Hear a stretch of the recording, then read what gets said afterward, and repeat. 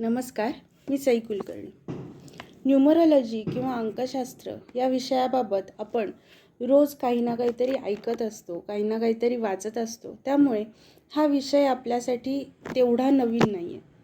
पण आपल्या मनामध्ये काही ना काहीतरी शंका असतात, काही ना काहीतरी गैरसमज असतात किंवा आपल्याला आपल्या जन्मतारखेमध्ये असणाऱ्या अंकांबाबत काही ना काहीतरी अधिक माहिती जाणून घ्यायची इच्छा असते. तर मंडळी, त्याचसाठी हे मराठीमध्ये हे चॅनल सुरू करत आहे, राही द पॉवर ऑफ युनिवर्स.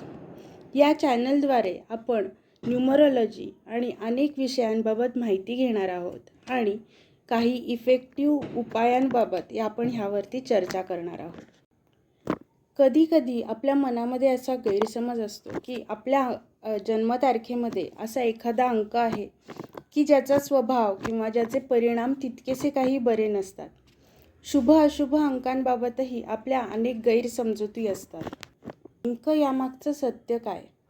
मुळात कुठलाच अंक हा कधीच चांगला किंवा वाईट नसतो. प्रत्येक अंकाला आपला असा एक स्वभाव असतो आणि त्याप्रमाणे अनुभव आपल्या प्रत्येकाला येतात.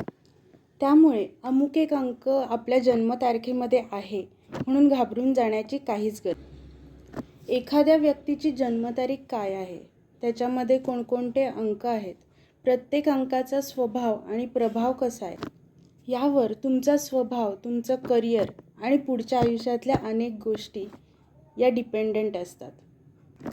आपल्या जन्मतारखेत असलेला प्रत्येक अंक हा आपल्या आयुष्यात त्याचं काही ना काहीतरी योगदान देत असतो आणि म्हणूनच आपलं आयुष्य एवढं छान सजत असतं.